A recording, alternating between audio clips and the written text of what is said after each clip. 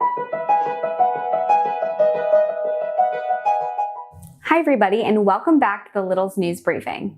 The White House Coronavirus Task Force recently put out a plan of how to reopen the country. It's basically a set of guidelines that states can use so that they can open in the healthiest and safest possible way.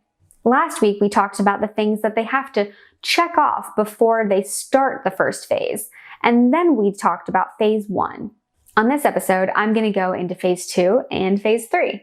Once states see that there's not a new round of new cases of COVID-19, then they can enter phase 2 of the plan. This is going to be up to each state to decide, so it's important to remember that your state might be different from another state. When people don't live as close together, they can maybe start to open in a different way because they won't be as at risk of spreading the virus. Phase 2 is a lot like phase 1 with just a couple new things. People who are more vulnerable to getting the virus, like those who are older and who have another health condition, should continue to shelter in place, and that basically just means that they have to stay home as much as they can. If you live with someone who might be more vulnerable to getting the virus, you should also be extra careful when you start to go into public too. This basically means that you want to wash your hands a lot and you want to disinfect things that you've been touching a lot. When you do start to go out into the world again, you should try to stay away from people as much as you can at first. Before, we talked about how we should only gather in groups of 10 or less, but now we can start to gather in groups of 50 people.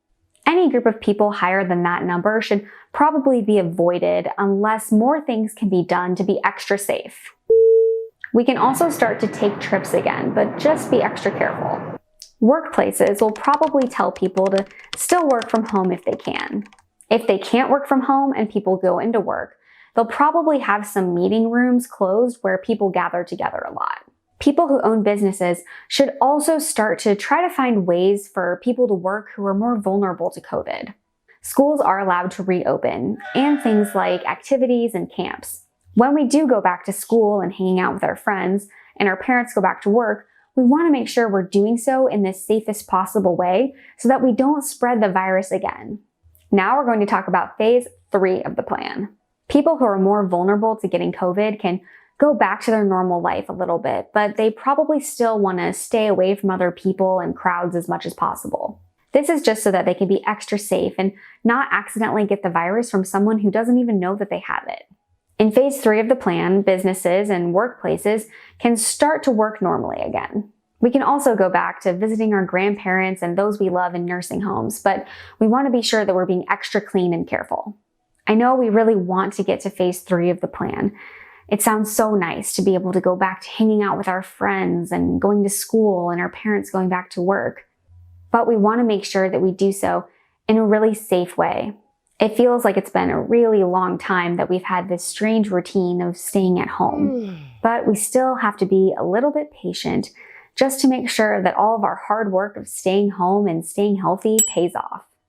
Remember, today we talked about phase 2 and 3 of the plan, but most states aren't even in those phases yet. Make sure you go to your local government's website to see which phase your state is in. And now let's hear some questions from kids all over America, just like you. Hi, I'm Lily. I'm from New York. When does the coronavirus end? Hi Lily, thanks so much for your question. It's a really good one. This virus is like other viruses, which means that we basically just want to be sure that we're not making ourselves sick and we're not making other people sick. We're taking measures right now that are going to hopefully help our hospitals to not be overwhelmed by people getting sick with the virus. But it is a virus that might be around for a while. So we just want to be sure that we're staying healthy and washing our hands and being careful when it is flu season. Viruses are no fun to get, but the good thing is that your body can fight it off usually with a lot of rest.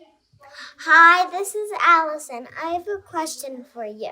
Why can't my friends come over and play when they're 6 feet apart? Hi Allison, thanks so much for your question.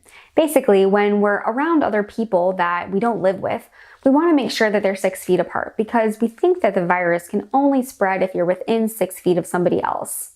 It's important to stay 6 feet away from others because then we hopefully won't spread the virus if one of us doesn't know that we have it. I'm really proud of you for following the guidelines. It's really important right now that we all do so just so that we don't make other people sick. Hey, I'm Kaylee, and I'm from New York. I was wondering, how did the coronavirus even start? Hi, Kaylee. Thanks for your question.